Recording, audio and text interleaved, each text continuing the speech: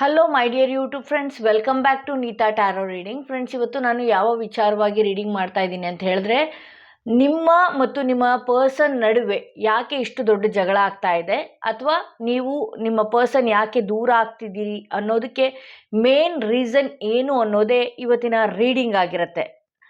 ಎಂದಿನಂತೆ 2 ಕಾರ್ಡ್ಗಳನ್ನ ನಿಮ್ಮ ಮುಂದೆ ಇಟ್ಟಿದ್ದೀನಿ. 2 ಕಾರ್ಡ್ಗಳ ಮೇಲೆ 2 ಸ್ಟೋನ್ಗಳನ್ನ ಇಟ್ಟಿದ್ದೀನಿ. ಯಾವ ಸ್ಟೋನ್ ಇರುವ ಕಾರ್ಡ್, ಯಾವ ಕಾರ್ಡ್ ಇರುವ ಸ್ಟೋನ್ ನಿಮ್ಮ ಮನಸ್ಸಿಗೆ ತುಂಬಾ ಹತ್ತಿರ ರೆಸೊನೇಟ್ ಆಗ್ತಿದೆ, ಆ ಒಂದು ಕಾರ್ಡ್ನ ನೀವು ನಿಮ್ಮ ಪರ್ಸನ್ ಹೆಸರನ್ನ 3 ಬಾರಿ ಹೇಳ್ತಾ ಅಥವಾ ನಿಮ್ಮ ಪರ್ಸನ್ ಫೋಟೋನ ನೋಡ್ತಾ ಈ ಒಂದು ಕಾರ್ಡ್ನ ನೀವು ಸೆಲೆಕ್ಟ್ ಮಾಡ್ಕೊಳ್ಬೇಕಾಗತ್ತೆ. ನಿಮ್ಮ ಪರ್ಸನ್ ಹೆಸರನ್ನ ಒಂದಷ್ಟು ಬಾರಿ ಹೇಳ್ತಾ ಹೇಳ್ತಾ ಇದೊಂದು ಕಾರ್ಡ್ನ ಸೆಲೆಕ್ಟ್ ಮಾಡ್ಕೊಳ್ಳಿ. ಎನರ್ಜಿ ಬೇಗ ಕನೆಕ್ಟ್ ಆಗುತ್ತೆ ಅಂತ ಹೇಳ್ಬಹುದು. ಹಾಗೆ ಯಾರಿಗೆಲ್ಲ individual personal tarot reading session ಬೇಕು ಅನ್ನೋದಾದರೆ ಡಿಸ್ಕ್ರಿಪ್ಷನಲ್ಲಿ ಕೊಟ್ಟಿರುವ ನಂಬರ್ಗೆ ಕಾಲ್ ಮಾಡಿ ಮುಂಚಿತವಾಗಿ ಅಪಾಯಿಂಟ್ಮೆಂಟ್ ತಗೊಳ್ಳಿ ಅಂತ ಹೇಳ್ತಾ, ಈ ಕಾರ್ಡ್ ರೀಡಿಂಗ್ನ ಯಾರು ಸೆಲೆಕ್ಟ್ ಮಾಡ್ಕೊಂಡ್ರಿ, ಫಸ್ಟ್ ಕಾರ್ಡ್ನ ಯಾರು ಸೆಲೆಕ್ಟ್ ಮಾಡ್ಕೊಂಡ್ರಿ ಅವರ ರೀಡಿಂಗ್ ಈಗ ನಾನು ಮಾಡ್ತಾ ಇದ್ದೀನಿ. ನಿಮ್ಮ ಮತ್ತು ನಿಮ್ಮ ಪರ್ಸನ್ ನಡುವೆ ಗಲಾಟೆ ಜಗಳಗಳಾಗೋದಕ್ಕೆ ಕಾರಣ ಏನು, ಈ ಸಂಬಂಧ ಬೇಗ ಮುಗಿತಾ ಇರೋದಕ್ಕೆ ಕಾರಣ ಏನು ಅನ್ನೋದೇ ಇವತ್ತಿನ ರೀಡಿಂಗ್ ಆಗಿರುತ್ತೆ. ಬಹುಶಃ ಏನು ರೀಸನ್ ಗೊತ್ತಿಲ್ಲದೆ ತುಂಬಾ ಅವಾಯ್ಡ್ ಮಾಡ್ತಾ ಇರ್ಬೋದು ನಿಮ್ಮ ಪರ್ಸನ್. ಯಾವ ವಿಚಾರನೂ ನೀವು ಕಂಡುಹಿಡಿಯೋದಕ್ಕೆ ಆಗ್ತಾ ಇರಲ್ಲ.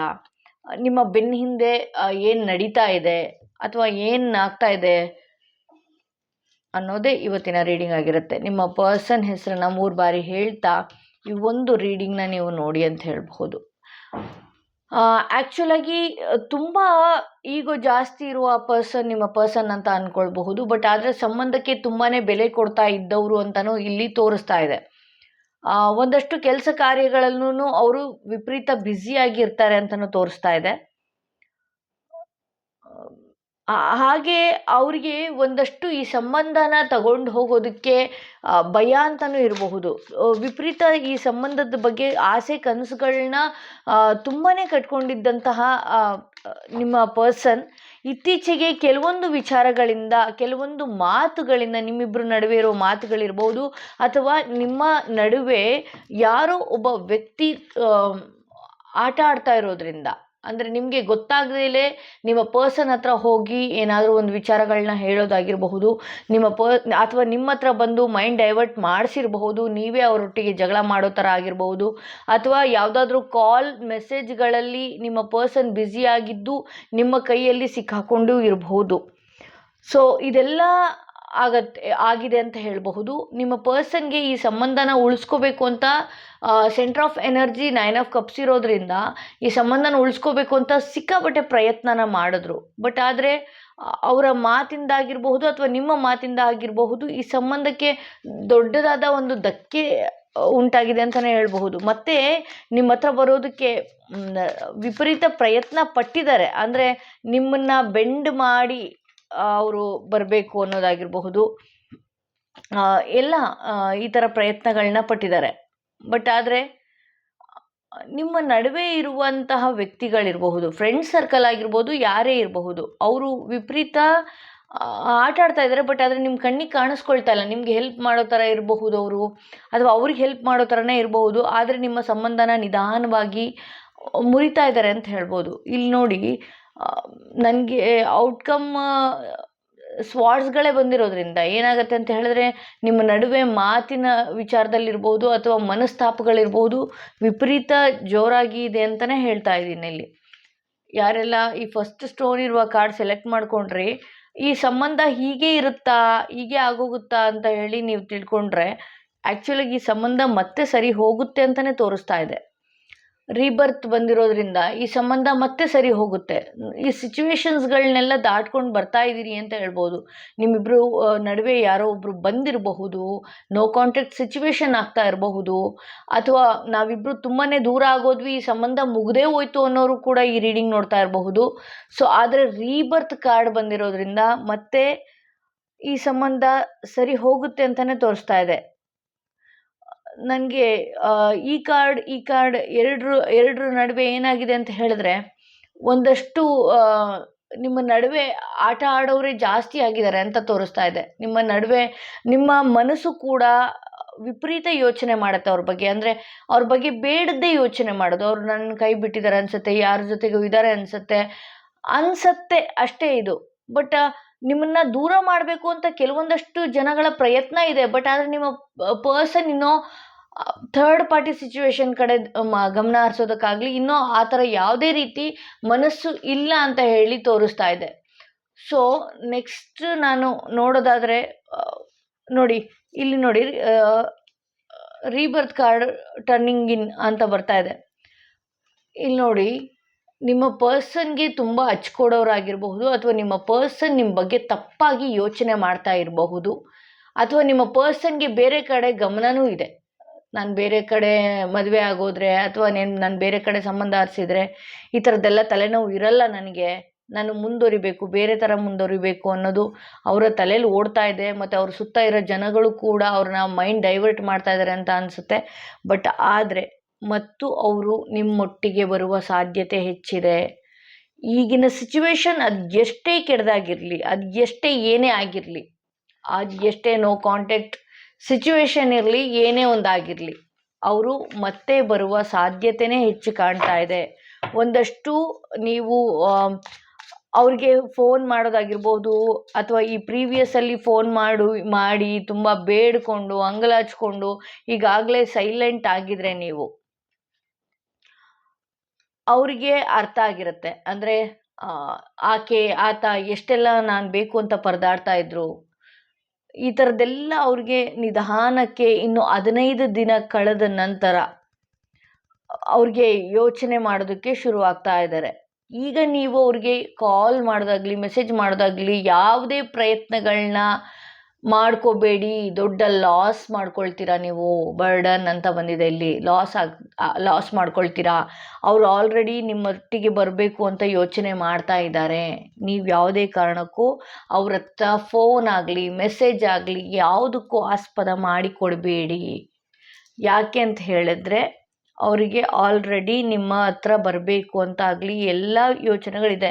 ಹೌದು, ಅವ್ರಿಗೆ ಹಚ್ಕೊಡ್ತಾ ಇದ್ದಾರೆ. ತುಂಬ ಜನ ಮಾತುಗಳು ಇದು ಮಾಡ್ತಾ ಇರ್ಬೋದು, ಅಥವಾ ನಿಮ್ಮ ಬಗ್ಗೆ ಅವರು ತಪ್ಪಾಗಿ ಕೂಡ ತಿಳ್ಕೊಂಡಿರ್ಬೋದು, ಅಥವಾ ಅವರು ಕೆಲವೊಂದು ಮಿಸ್ಟೇಕ್ಸ್ಗಳು ನಿಮಗೆ ಗೊತ್ತಾಗಿದೆ ಅಂತ ಅವ್ರಿಗೆ ಗೊತ್ತಾಗಿರಬಹುದು. ಬರೋದಕ್ಕೆ ಸ್ವಲ್ಪ ಕಷ್ಟ ಆಗ್ತಾ ಇದೆ. ಆದರೆ ನೀವೇ ಬೇಕು ಅಂತ ಬರುವ ಸಾಧ್ಯತೆಯೇ ಇಲ್ಲಿ ಹೆಚ್ಚಾಗಿದೆ ಅಂತ ತೋರಿಸ್ತಾ ಇದೆ.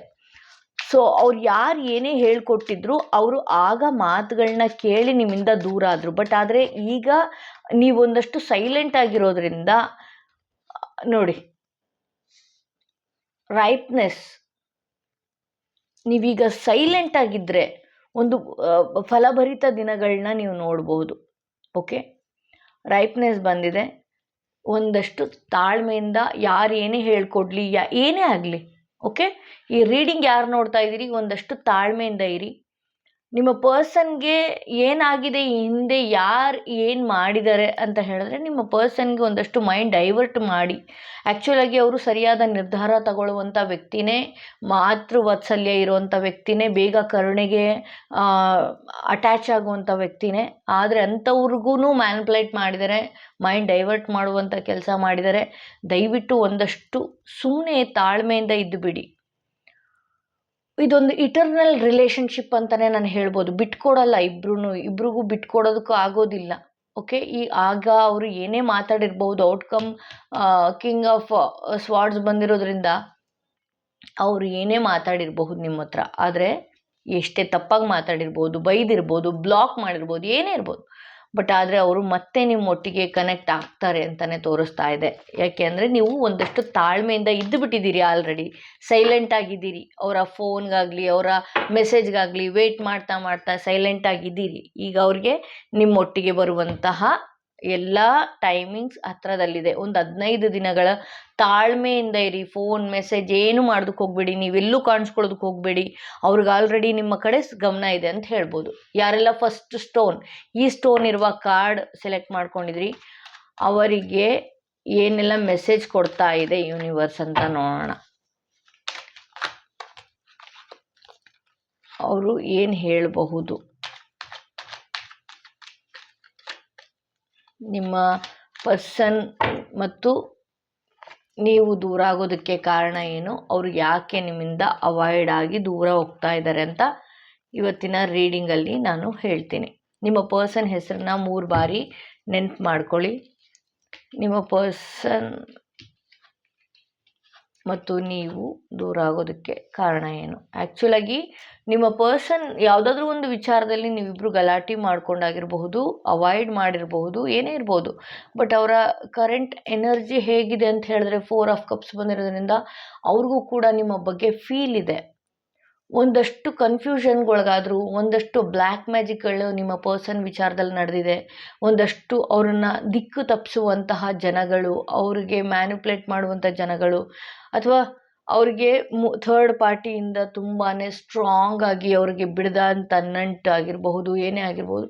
ಅದರಿಂದ ನಿಮ್ಮ ಪರ್ಸನ್ ನಿಮ್ಮದೊಂದು ಒಳ್ಳೆಯ ರಿಲೇಷನ್ಶಿಪ್, ಒಳ್ಳೆಯ ಸಂಬಂಧನೇ ನಿಮ್ಮ ಪರ್ಸನ್ ತುಳಿದು ಹೋಗಿದ್ದಾರೆ ಅಂತ ಹೇಳಬಹುದು. ನಿಮ್ಮ ಪರ್ಸನ್ ಮತ್ತು ನಿಮ್ಮ ಸಂಬಂಧ ತುಂಬಾ ಚೆನ್ನಾಗಿತ್ತು. ಅವರು ಕೂಡ ಪ್ರೆಸೆಂಟ್ ಎನರ್ಜಿ ಹೇಗಿದೆ ಅಂತ ಹೇಳಿದ್ರೆ ಅವರು ಕೂಡ ತುಂಬಾ ಸಫರ್ ಪಟ್ಟಿದ್ದಾರೆ.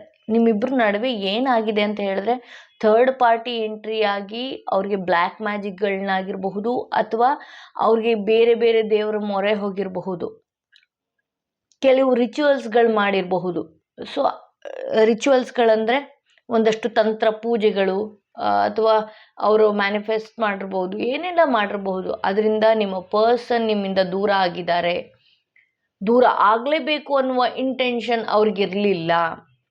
ಅವ್ರಿಗೆ ಬೇರೆ ಕಡೆ ಒಲವು ಮೂಡಿದೆ. ನಿಮಗಿರುವ ಅಟ್ಯಾಚ್ಮೆಂಟ್, ನಿಮಗಿರುವ ಕಾಮನ್ ಸೆನ್ಸ್ ಕೂಡ ನಿಮ್ಮ ಪರ್ಸನ್ಗೆ ಬೇಗ ಇರೋದಿಲ್ಲ ಅಂತಲೇ ಈ ಕಾರ್ಡ್ ತೋರಿಸ್ತಾ ಇದೆ. ಇಲ್ಲಿ ಥರ್ಡ್ ಪಾರ್ಟಿ ಎಂಟ್ರಿನೇ ತುಂಬ ಸ್ಟ್ರಾಂಗ್ ಆಗಿದೆ ಅಂತ ಹೇಳ್ಬೋದು. ಅವರಿಗೆ ಒಂದಷ್ಟು ನೆಗೆಟಿವ್ ಎನರ್ಜಿಗಳು ಕೂಡ ಅವ್ರನ್ನ ಆಟಾಡಿಸ್ತಾ ಇದೆ ಅಂತ ಹೇಳ್ಬೋದು. ಸೊ ಹಾಗಾಗಿ ನಿಮ್ಮನ್ನು ಅವಾಯ್ಡ್ ಮಾಡೋದಾಗಿರ್ಬೋದು, ಸಂಪೂರ್ಣವಾಗಿ ನನಗೆ ನೀನು ಬೇಡವೇ ಬೇಡ, ನನಗೆ ಬೇರೆ ಲೈಫ್ ತುಂಬಾ ಚೆನ್ನಾಗಿದೆ ಅನ್ನೋ ಲೆವೆಲಿಗೆ ನಿಮ್ಮ ಪರ್ಸನ್ ಇದ್ದಾರೆ ಅಂತ ತೋರಿಸ್ತಾ ಇದೆ ಇಲ್ಲಿ. ಸೊ ನಿಮ್ಮ ಪರ್ಸನ್ ನಿಮ್ಮ ಹತ್ರ ಮತ್ತೆ ಬರ್ತಾರಾ ಅಂತ ನೋಡೋದಾದರೆ, ಅವ್ರಿಗೆ ಏನೆಲ್ಲ ಇದೆ, ಅವ್ರ ಮನಸ್ಸಲ್ಲಿ ಏನಿದೆ, ಈ ಸಂಬಂಧ ಎಲ್ಲಿಗೆ ಹೋಗಿ ಮುಟ್ಟುತ್ತೆ, ಈ ಸಂಬಂಧ ಮುಗಿದಿದೆಯಾ, ಮುಗ್ದೇ ಹೋಯ್ತಾ, ಮತ್ತೆ ಅವ್ರು ಕಾಂಟ್ಯಾಕ್ಟ್ ಮಾಡೋದೇ ಇಲ್ವಾ ನಿಮಗೆ, ಥರ್ಡ್ ಪಾರ್ಟಿನೇ ಬೇಕು ಅಂತ ಹೋಗ್ತಾರಾ? We are the world. Okay, ಅವರು ಒಂದಷ್ಟು ಸಂಬಂಧ ಅವರನ್ನ ಹಚ್ಕೊಂಡಿರೋರಿಗೆ ಸಂಬಂಧಕ್ಕೆ ಬೆಲೆ ಕೊಡ್ತಾರೆ. ಸೊ ಅವ್ರನ್ನ ಬಿಟ್ಕೊಡೋದಕ್ಕಾಗಲ್ಲ. ಅವ್ರನ್ನ ಎದುರಾಕೊಂಡು ಕೂಡ ನಿಮ್ಮ ಹತ್ರ ಬರಲ್ಲ. ನಿಮ್ಮ ಪರ್ಸನ್ ಒಂದು ಮೆಚ್ಯೂರಿಟಿ ಇರುವ ಮನಸ್ಥಿತಿ ಉಳ್ಳವರಾಗಿರ್ತಾರೆ. ನಾನು ಯಾರೊಟ್ಟಿಗಿದ್ರೆ ಹೇಗಿರಬಲ್ಲೆ, ಹೇಗಿರಬಹುದು ಅನ್ನೋದು ಅವ್ರಿಗೆ ತುಂಬ ಚೆನ್ನಾಗಿ ಗೊತ್ತಿದೆ. ಬಹುಶಃ ನಿಮ್ಮೊಟ್ಟಿಗೆ ಸಂಬಂಧ ಮುಂದುವರಿಸ್ಕೊಳ್ತಾ ಹೋದರೆ ನಾನು ನನ್ನ ಫ್ಯಾಮಿಲಿನ ಕಳ್ಕೊಳ್ಬೇಕಾಗತ್ತೆ, ನನ್ನ ರಿಲೇಷನ್ಶಿಪ್ಸ್ಗಳನ್ನ ನಾನು ಕಳ್ಕೊಳ್ಬೇಕಾಗತ್ತೆ, ನನ್ನ ವೈಯಕ್ತಿಕ ಜೀವನ, ತಂದೆ ತಾಯಿ ಪೇರೆಂಟ್ಸಿಂದ ಏನಾದ್ರು ದೂರ ಆಗತ್ತೆ ಅನ್ನೋದು ಕೂಡ ಅವರ ಮೈಂಡಿಗೆ ಆಲ್ರೆಡಿ ಥರ್ಡ್ ಪರ್ಸನ್ ಇರಬಹುದು, ಅಥವಾ ಅವರ ಫ್ಯಾಮಿಲಿ ಪರ್ಸನ್ಸ್ಗಳಿರ್ಬೋದು, ಅವ್ರನ್ನ ಮೈಂಡ್ ಡೈವರ್ಟ್ ಮಾಡುವಂತಹ ಕೆಲಸಗಳು ಮಾಡ್ಕೊಂಡಿದ್ದಾರೆ ಆಲ್ರೆಡಿ. ಸೊ ಅವ್ರ ಮನಸ್ಸಲ್ಲೂ ಇದೆ, ಅವರ ತಲೆಯಲ್ಲೂ ಕೂಡ ಯೋಚನೆ ಮಾಡ್ತಾ ಇದ್ದಾರೆ. ನಾನು ಎಲ್ಲಿ ತಪ್ಪು ಮಾಡಿದೆ, ನಾನು ಆತನನ್ನು ನಂಬಿಸಿ ಮೋಸ ಮಾಡಿದೆ ಅನ್ನೋದು ಕೂಡ ಅವ್ರಿಗೆ ಗೊತ್ತಿದೆ. ಬಟ್ ಆದರೆ ಹೇಳಿದ್ನಲ್ಲ, ಫ್ಯಾಮಿಲಿ ಮುಖ್ಯ ಅವ್ರಿಗಾಗಿರುತ್ತೆ. ಅವ್ರಿಗೆ ವಿಪರೀತ ಫ್ಯಾಮಿಲಿ ಅಟ್ಯಾಚ್ಮೆಂಟ್ ಇರೋದ್ರಿಂದ ಅವ್ರಿಗೆ ನಿಮ್ಮ ಸಂಬಂಧ ನನ್ನ ಫ್ಯಾಮಿಲಿಗಿಂತ ಈ ಸಂಬಂಧ ಮುಖ್ಯ ಅಲ್ಲ ಅನ್ನೋದು ಅವರು ತಿಳ್ಕೊಂಡಿದ್ದಾರೆ. ಅವರ ಮೈಂಡ್ ಆ ರೀತಿ ಡೈವರ್ಟ್ ಮಾಡಿಟ್ಟಿದ್ದಾರೆ. ನನಗೆ ಫ್ಯಾಮಿಲಿ ಮುಖ್ಯ, ಅದಕ್ಕೆ ಧಕ್ಕೆ ತರೋದಾದರೆ ಈ ಸಂಬಂಧನೇ ಬೇಡ ಅನ್ನೋ ಥರ ಇದ್ದಾರೆ. ಥಂಡರ್ ಬೋಲ್ಟ್ ಬರ್ತಾ ಇದೆ. ಒಂದಷ್ಟು ಈ ಸಂಬಂಧಗಳು ಮುರಿಬೇಕು, ಮುರಿದು ಹೋಗಬೇಕು ಅನ್ನೋದೇ ಆಗೋಗಿದೆ ಈ ಸಂಬಂಧ. ಆ್ಯಕ್ಚುಲಾಗಿ ನಾನು ಹೇಳಿದೆ ಅಲ್ವಾ, ಇಲ್ಲಿ ಬ್ಲ್ಯಾಕ್ ಮ್ಯಾಜಿಕ್ ಆಗಿರ್ಬೋದು, ಏನೇ ಇರಬಹುದು. ಈ ಸಂಬಂಧ ಒಂದು ಸಡನ್ನಾಗಿ ಚೇಂಜ್ ಆಯಿತು, ಸಡನ್ನಾಗಿ ಕಟ್ ಆಫ್ ಆಗ್ತಾ ಇದೆ. ಸಡನ್ನಾಗಿ ಪ್ರೀತಿಯಾಗಿದ್ದು ನಿಜಾನೇ, ಅವ್ರು ಆ್ಯಕ್ಚುಲಾಗಿ ನಿಮ್ಮನ್ನು ಮೋಸ ಮಾಡಿದೆ ನಾನು ಅನ್ನೋ ಥರನೇ ಅವ್ರಿಗೆ ಫೀಲ್ ಇದೆ, ಗೊತ್ತಿದೆ ಅವ್ರಿಗೆ. ಬಟ್ ಕಟ್ ಆಫ್ ಆಗಿದೆ. ಈ ಸಂಬಂಧನ ಹೆಂಗೂ ಕೂಡಿಸ್ಕೊಳ್ಳೋದಕ್ಕೆ ಬರೋದೇ ಇಲ್ಲ ಅಂತ ತೋರಿಸ್ತಾ ಇದೆ. ಅವರ ಇನ್ನೋಸೆನ್ಸಿಂದ ಅವ್ರನ್ನ ಮೈಂಡ್ ಡೈವರ್ಟ್ ಮಾಡೋದು ತುಂಬ ಈಸಿ ಅಂತ ಹೇಳ್ಬೋದು. ಯಾಕೆಂದರೆ ಅವರು ಯಾರು ಏನು ಹೇಳಿದ್ರು ಬೇಗ ಕೇಳುವಂಥ ವ್ಯಕ್ತಿ ಆಗೋಗಿದ್ದಾರೆ ನಿಮ್ಮ ಪರ್ಸನ್.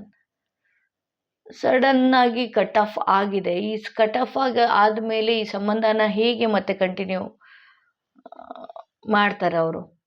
ಅವ್ರಿಗೆ ನಾನು ಈ ಮುಂಚೆ ಹೇಳ್ದಾಗೆ ಅವ್ರಿಗೆ ನನ್ನ ಫ್ಯಾಮಿಲಿಗಿಂತ ಈ ಸಂಬಂಧ ಮುಖ್ಯ ಅಲ್ಲ ಅನ್ನೋದು ಅವ್ರಿಗೆ ಗೊತ್ತಾಗಿದೆ. ನನ್ನ ಫ್ಯಾಮಿಲಿ ನನಗೆ ಮುಖ್ಯ ಅಂತೇಳಿ. ಸೊ ಪ್ಲೇಫುಲ್ನೆಸ್ ಇದೆ. ಈ ಸಂಬಂಧ ನನ್ನ ಜೊತೆಗೆ ಆಟ ಆಡ್ಬಿಟ್ರ ಇವರು ಅಂತ ನೀವು ಅಂದ್ಕೊಳ್ಬೋದು. ಅವರು ಖಂಡಿತವಾಗ್ಲೂ ಆಟ ಆಡಬೇಕು ಅಂತ ಈ ಸಂಬಂಧದೊಳಗೆ ಬಂದವರಲ್ಲ. ಬಟ್ ಆದರೆ ಅವ್ರಿಗೆ ಜವಾಬ್ದಾರಿಗಳು ಹೆಚ್ಚಿದೆ. ಒಂದಷ್ಟು ಅವ್ರಿಗೆ ಆಗಿರುವ ಬ್ಲ್ಯಾಕ್ ಮ್ಯಾಜಿಕ್ ಇರ್ಬೋದು, ಏನೇ ಇರ್ಬೋದು, ಅದರಿಂದ ಅವರು ಚೇಂಜ್ ಆಗಿದ್ದಾರೆ ಅಂತ ತೋರಿಸ್ತಿದೆ. ಇಂಟೆನ್ಸಿಟಿ ಇದೆ,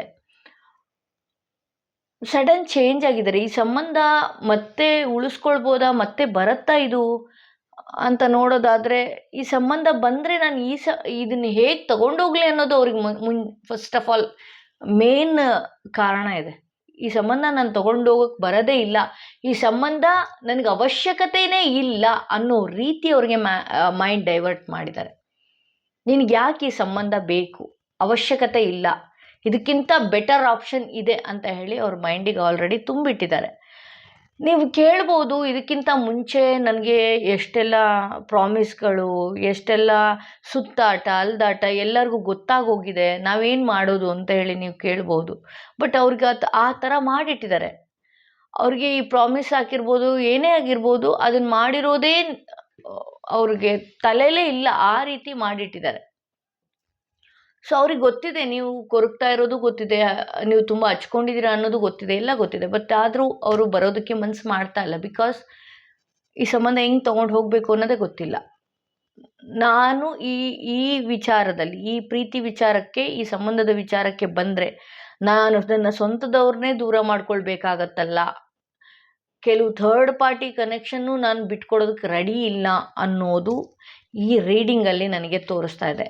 ಸೊ ಇದು ಇವತ್ತಿನ ರೀಡಿಂಗ್ ಆಗಿತ್ತು. ಯಾರೆಲ್ಲ ಫಸ್ಟ್ ಟೈಮ್ ನನ್ನ ವೀಡಿಯೋ ನೋಡ್ತಾ ಇದ್ದೀರಿ, ದಯವಿಟ್ಟು ಸಬ್ಸ್ಕ್ರೈಬ್ನ ಮಾಡೋದು ಮರಿಬೇಡಿ. ಯಾರಿಗೆಲ್ಲ individual personal tarot reading session ಬೇಕು ಅನ್ನೋದಾದರೆ ಡಿಸ್ಕ್ರಿಪ್ಷನಲ್ಲಿ ಕೊಟ್ಟಿರುವ ನಂಬರ್ಗೆ ಕಾಲ್ ಮಾಡಿ ಮುಂಚಿತವಾಗಿ ಅಪಾಯಿಂಟ್ಮೆಂಟ್ ತೊಗೊಳ್ಳಿ.